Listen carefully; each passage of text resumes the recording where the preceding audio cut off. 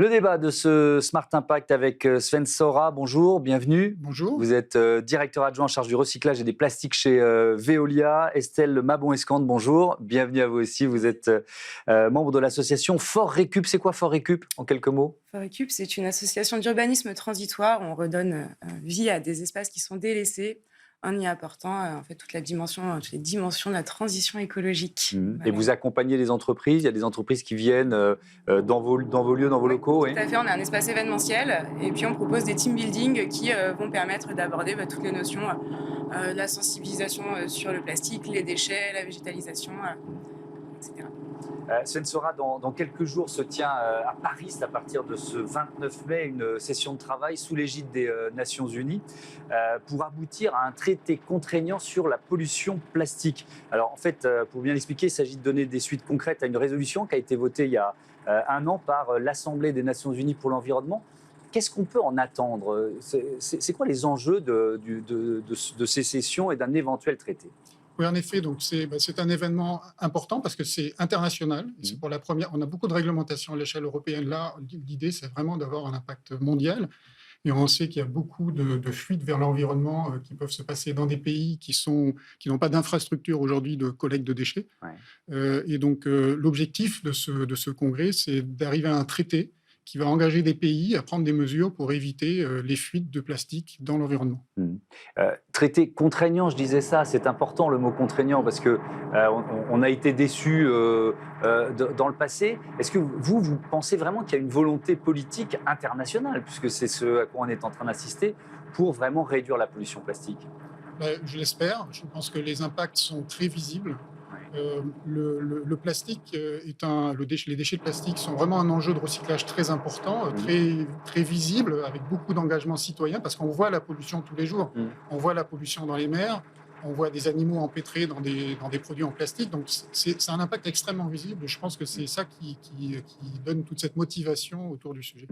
Cette pollution plastique, Estelle Mabon-Escande, fléau planétaire. Est-ce que vous, dans les sessions que vous organisez, vous évangélisez, entre guillemets, avec des informations sur l'impact sur l'environnement, le lien entre pollution plastique, impact sur l'environnement?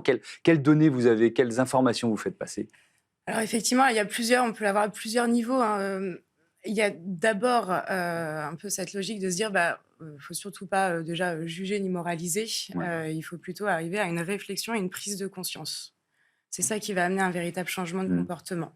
Moi, je travaille beaucoup sur la règle des 5 R, c'est que ça vous parle, qui, on va dire d'abord je dis non, je refuse, ensuite je réduis, je réutilise, je recycle, et pour tout ce qui va être déchets organiques, je rends à la terre. Voilà. Et donc là, on va rentrer dans une circularité. L'économie circulaire dont on parle souvent, évidemment, dans cette émission. Donc ça démarre d'abord par notre comportement collectif dans les pays occidentaux, mais un peu partout. Et c'est peut-être plus difficile à faire passer comme message dans d'autres pays?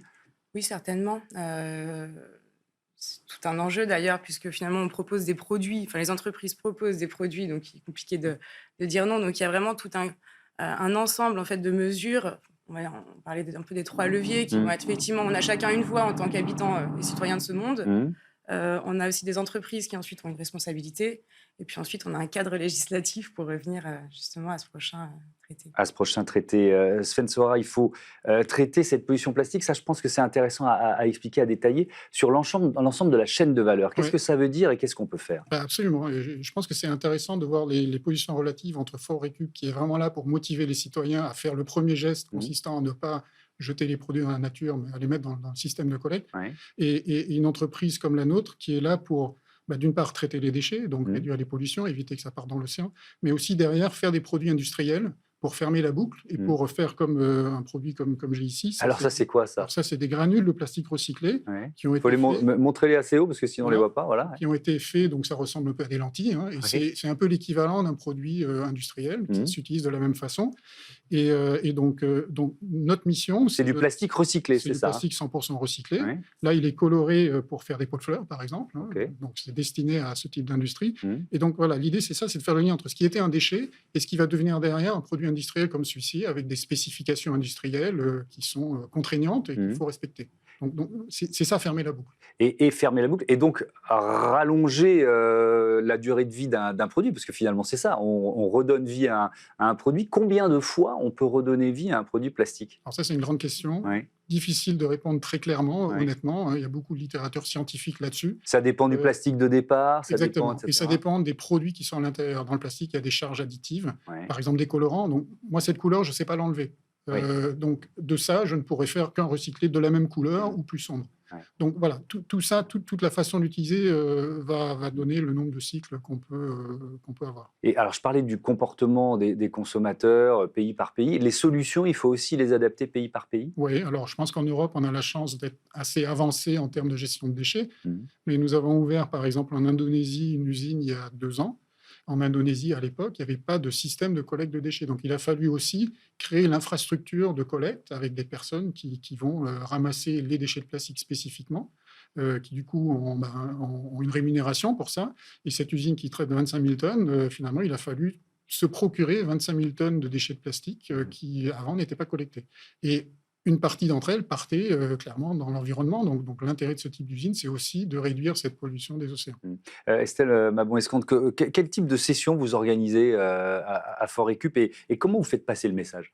Alors à Forécup, c'est l'association qui englobe effectivement. Alors on a Plastic Palace qui est le projet que j'ai lancé en cofondation du coup avec Forécup. Moi j'interviens beaucoup en fait auprès de différents publics, mais dans les centres scolaires. On peut aussi intervenir dans les universités, dans les entreprises, même lors des événements grand public.